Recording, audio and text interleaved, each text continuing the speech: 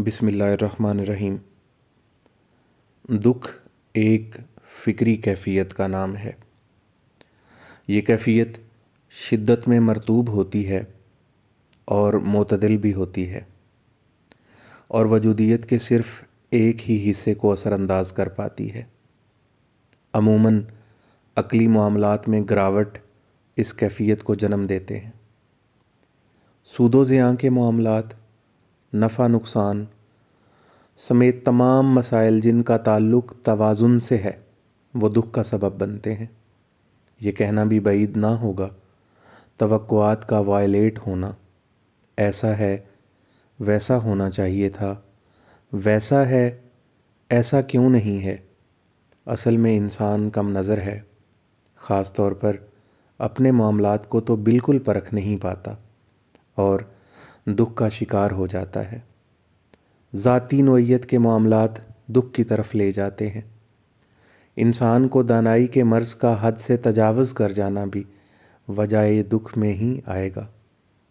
अक़ल के ताबे इंसान ज़िंदगी को सिर्फ़ हवास से मशरूत करके देखता है और परेशान हो जाता है।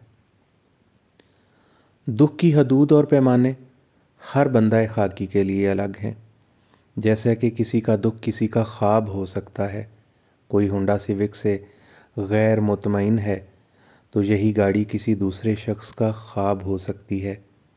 इंसान के लिए काज़ एंड इफ़ेक्ट, इल्लत और मालूल ईगो को ठेस दुख के असबाब में नुमायाँ है, जबकि तवक्कल इंसान को इस जहर से बचाता है।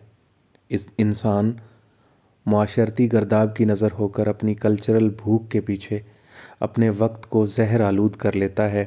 याद रखिए, ज़रूरत तक महदूद हो जाना और हकीकत पसंदी भी तरिया के दुख में ही आते हैं। इसके बरक्स कर्ब में इंसान की फ़िक्र के साथ साथ उसके जज्बात भी असरअंदाज होते हैं, यानी इंसान की पूरी वजूदियत तकलीफ़ में आ जाती है। कर्ब अपनी शिद्दत में बेकरां है और तोड़ के रख देने वाला अमल है। ये ज़ाती मामलात की वजह से कम, जबकि इसमें इंसान की सुपर ईगो पे हर्फ आता है। सुपर ईगो तब मसला करती है जब आपसे जुड़े हुए किसी शख्स, अकीदे या चीज़ वगैरह को सल्ब किया जाए। कर्ब की सूरत में इंसान इजहार भूल जाता है और इससे इसको मज़ीद हरारत और तक़वियत मिलती है। इसके बरक्स दुख की सूरत हाल में इजहार बहुत हद तक तशफ़ी और तसल्ली देता है। कर्ब की सूरत हाल में भी इजहार फ़ायदा मंद तो है, लेकिन इंसान को इतना होश ही नहीं होता। वीडियो के आखिर पे मैं ये ज़रूर कहूँगा कि हम ऐसी बहुत सी कैफ़ियत से ना सिर्फ़ ख़ुद दो चार होते हैं, बल्कि हमारे इर्द गिर्द लोग हमें नज़र आते हैं ऐसी कैफ़ियत से नबरदाज़मा।